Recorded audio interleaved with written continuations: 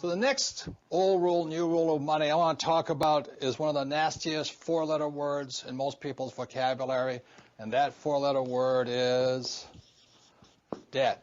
And every expert will tell you, get out of debt, get out of debt, get out of debt. Those are old rules.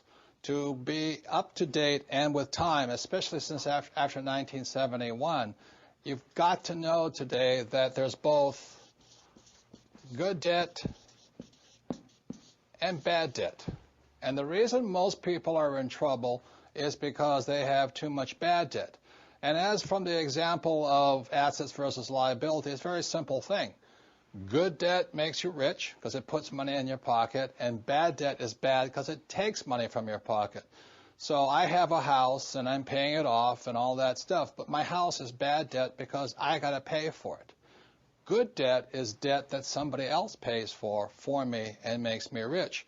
So if you really understand money and have a higher financial IQ and invest your time in this, your greatest asset, you'll know that you can use debt to get rich, especially today.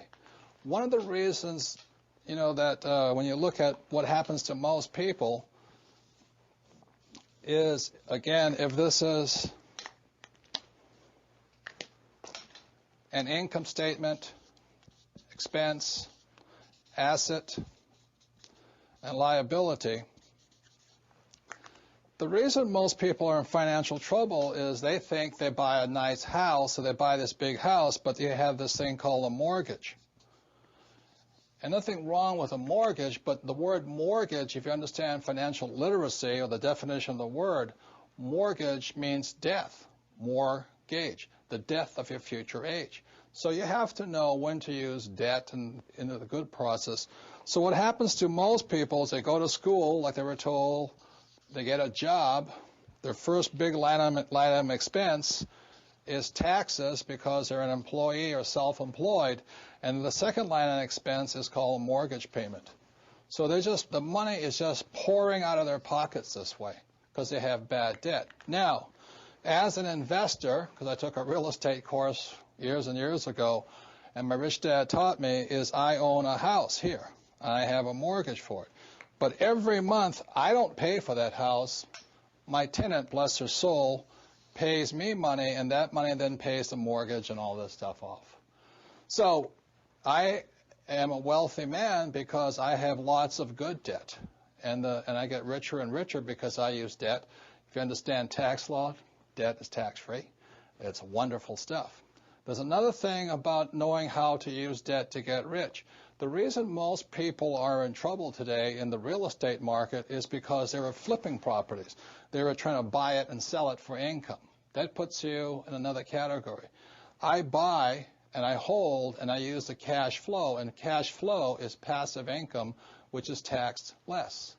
So there's so many different reasons why a high financial IQ, part of your learning is to understand good debt and bad debt. If you're the old thinking, you might think all debt is bad. That is not correct. Today, you have to know good debt and bad debt. There's one more thing I think that's really important. I said earlier that savers were losers. I believe, and I could be wrong, that in the near future, the debtors will be the winners. And the reason for that is, for example, I just bought an apartment house, and let's say I paid $20 million for it, and I have a $20 million mortgage on it. Well, if they keep devaluing the dollar, I'm going to be paying that $20 million off with dollars that are worth less and less and less.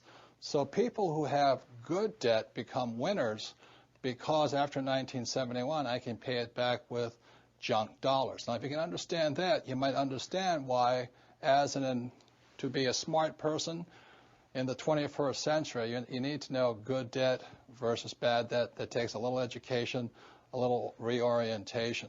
So it is unfortunate because of 1971, when Nixon took us off the gold standard, savers became losers and debtors became winners, but debtors who have good debt. So the last thing I want to talk about debt is one of the best investments I made because I started off with no money like most people. My first investment was a little $18,000 condo in Hawaii, and I made a whopping $25 a month. I didn't make much money on that deal, But every time I did an investment, be it real estate or business, I got smarter because experience makes you smarter. So I started with just a little $18,000 unit. I broke out my credit card. I paid the $2,000 down payment with my credit card, so it was 100% finance. Now, most experts will say you, that's stupid. You don't do that. But if you know what you're doing, you can do it. A number of years ago, I bought a $7 million commercial building. I paid for it with zero down. And every month, after everything is paid for, it puts about $30,000 a month income in my pocket, or $360,000 a year for no money down. So that is the price of having a good education or a bad education. A good education is knowing the good debt versus bad debt and how debtors can win if you know what you're doing. Even in this economic environment of high volatility, because I'm basing all of my investments not on capital gains or appreciation, I base all of my investments on cash flow, how much money comes in.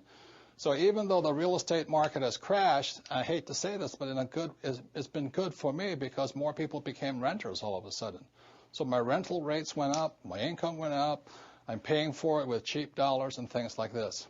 So in the new rules of money, you have to know the difference between good debt and bad debt and why savers are losers and debtors are winners.